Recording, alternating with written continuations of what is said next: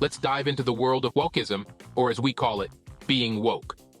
This cultural and political movement has been making waves in recent years, becoming a major force in society. Now, wokeism isn't just some one-size-fits-all kind of thing. It's got layers, opinions, and interpretations that'll leave your head spinning.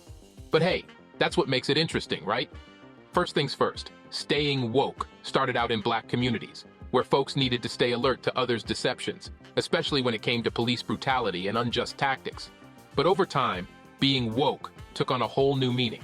It transformed into a broader political ideology, focusing on social justice politics and critical race theory. It became a catchy term for those progressives on the left, the ones fighting for social justice.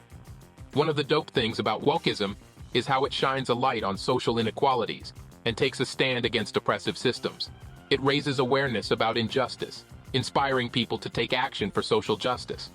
It sparks conversations about discrimination, privilege, and power dynamics that exist in society. Plus, it amplifies marginalized voices and experiences that were previously overlooked. Wokeism aims to bring balance to the power scales, making things right. But let's be real, wokeism has its fair share of critics too. Some say it focuses too much on identity politics and shuts down opposing viewpoints. They claim it creates division and breeds fear and intimidation. Now, we gotta remember that wokeism isn't a one-size-fits-all deal. It's got a range of perspectives within its ranks.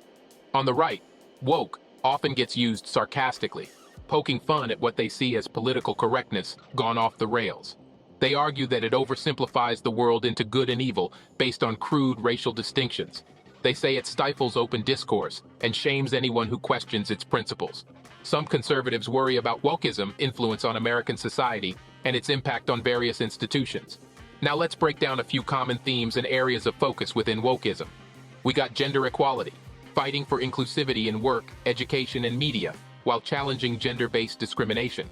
Then there's racial justice, addressing and fixing racial inequality, promoting equal rights for everyone, and taking a stand against systemic racism. We can't forget about LGBTQ+ rights, working towards an inclusive and accepting environment, fighting discrimination, and advocating for equal rights. And last but not least, cultural awareness and tolerance, educating folks about different cultures, promoting understanding, and respecting diverse perspectives. Now, we can't talk about wokeism without mentioning two key concepts: critical race theory, CRT, and police brutality.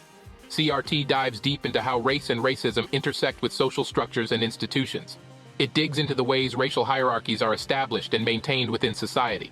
CRT teaches us that racism isn't just about individual prejudices, but it's deeply ingrained in our systems and structures. Police brutality, my friends, refers to when law enforcement officials go way overboard with excessive or unjustified force, often causing harm or even death. It's a major concern, especially because it disproportionately affects marginalized communities, particularly our Black brothers and sisters.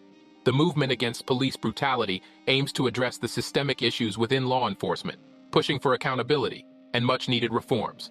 And guess what?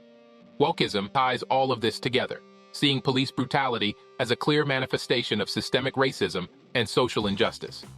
It's all about recognizing and confronting those structural inequalities, even within law enforcement. Wokeism activists push for police reform, community engagement, demilitarization, implicit bias training, and other measures to address racial biases in policing. Now let's talk about a phenomenon that's been buzzing around wokeism: cancel culture. Picture this. Someone says or does something that's deemed offensive, inappropriate, or contradictory to wokeism principles. Bam! They get called out, publicly criticized, and shamed for all to see. It's a whole social media frenzy, and it can seriously mess with someone's reputation and social standing. That's cancel culture for you. But hold up, we gotta remember that being woke can mean different things to different people. In popular usage, it means being aware of the important issues in society, especially those related to racial and social justice.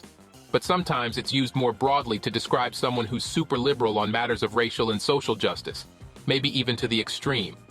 To wrap it all up, wokeism is a complex and evolving movement with its ups and downs. It's a powerful force for promoting social justice and raising awareness about inequality and oppression, showing just how significant and impactful wokeism is in our society.